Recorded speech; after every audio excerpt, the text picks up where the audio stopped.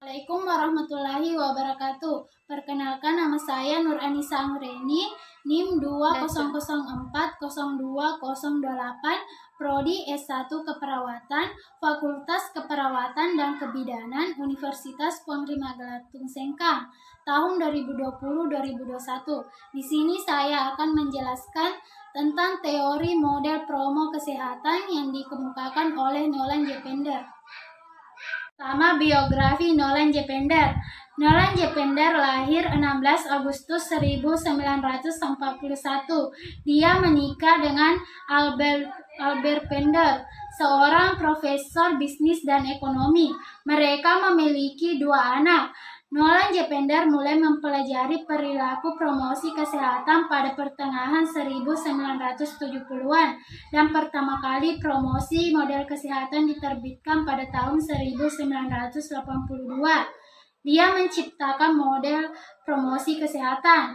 Pada tahun 2012, dia ditetapkan sebagai Living Legend of American Academy of Nursing. Pender memperoleh gelar sarjana dan master dari Michigan State University. Dia menerima gelar PhD dari Northwestern University pada tahun 1982. Pada tahun 1998, ia menerima Mae Edna Doyle Teacher of the Year Award dari University of Michigan School. Tahun 1998, ia menerima Mae Edna Doyle Teacher of the Year Awards dari University of Michigan School of Nursing. Dr. Pender telah menjadi pendidik perawat selama lebih dari 40 tahun.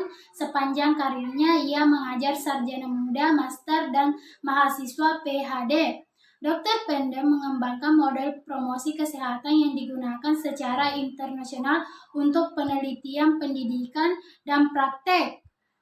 Ketika ia pensiun, dia berkonsultasi pada penelitian promosi kesehatan secara nasional dan internasional.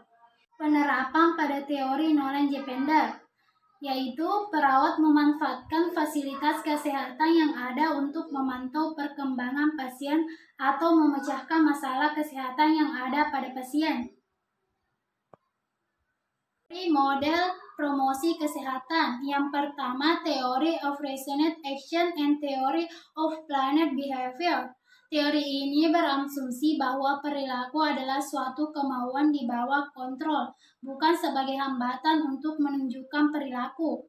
Yang kedua, Social Cognitive Theory. Teori kognitif sosial adalah sebuah pendekatan teori yang menjelaskan perilaku manusia dengan perspektif individu, merupakan adanya suatu kekuatan pada dirinya, bukan kontrol yang otomatis pada stimulus eksternal. Yang ketiga, The Theory of Interpersonal Behavior. Sebuah model perilaku meliputi efektif dan psikologis dalam kekuatan habit yang menerangkan perilaku ini merupakan faktor yang memberikan perhatian dalam model-model perilaku lain. Yang keempat, Cognitive Evolution Theory. Motivasi manusia adalah dasar dari sebuah susunan dalam kebutuhan psikologinya. Yang kelima, The Interaction Model of Patient Health Behavior.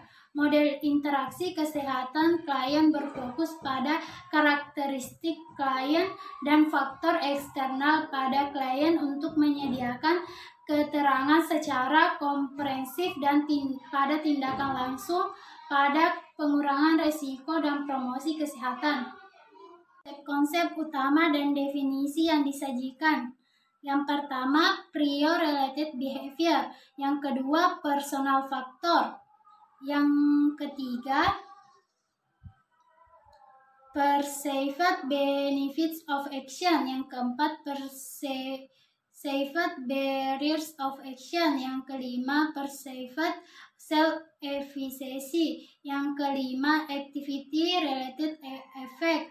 Yang keenam, interpersonal influences. Yang ketujuh, situational influences. Yang kedelapan, commitment to plan of action. Yang kesembilan, immediate competing demands and preferences.